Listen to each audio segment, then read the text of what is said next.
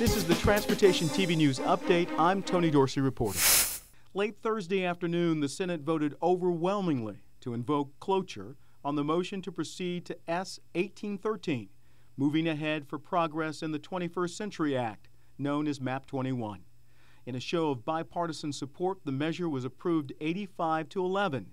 The bill's sponsor, California Democratic Senator Barbara Boxer, chair of the Environment and Public Works Committee, addressed her colleagues immediately following the vote to both thank them and urge them to keep up the momentum. I want to take this opportunity not only to thank colleagues on both sides of the aisle, but also to thank the over 1,000 groups out there, everyone ranging from left to right and everything in between. But now the true test comes. We have a lot of work to do to complete this legislation, to make it real, to give that certainty out there, get those jobs going. We have a lot of work to do. We have the Banking Committee, which under the able leadership of Senators Johnson and Shelby have a title we have to add. We have to add a title from the Finance Committee. We would like to add the title from the Commerce Committee. Then we would have all of the 4 committees represented in this legislation. But if we start seeing amendments that go to issues that are unrelated to this, the hot button issues of the day, the issues where we have the ideological divide, we're going to slow this down. MAP 21 is co-sponsored by Senators Max Baucus, Democrat from Montana, James Inhofe, Republican from Oklahoma, and Louisiana Republican David Vitter.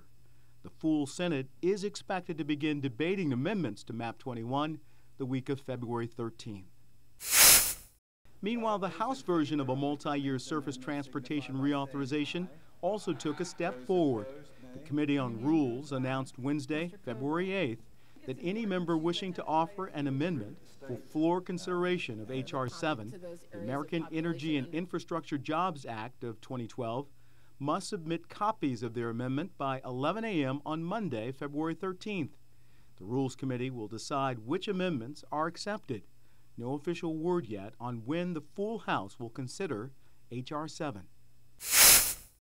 Also this week, the long-awaited multi-year Federal Aviation Administration reauthorization passed the Senate 75-20, ending a 4-year delay. The House had passed the bill last week. The legislation authorizes the FAA to spend just over $63 billion over 4 years. Roughly $11 billion will be dedicated to what's called the Next Generation Air Traffic Control System, which uses satellite-based GPS navigation instead of conventional ground-based radar. And finally this week, the Transportation Security Administration announced Wednesday it's expanding the Known Traveler program from 7 to 28 airports, including Reagan National near Washington, D.C. Known as PreCheck, the TSA program gives passengers the option of voluntarily turning over their personal information to TSA in exchange for expedited screening through airport checkpoints. The TSA has been testing the program with passengers flying on Delta and American Airlines. That's the Transportation TV News Update. Thanks for watching.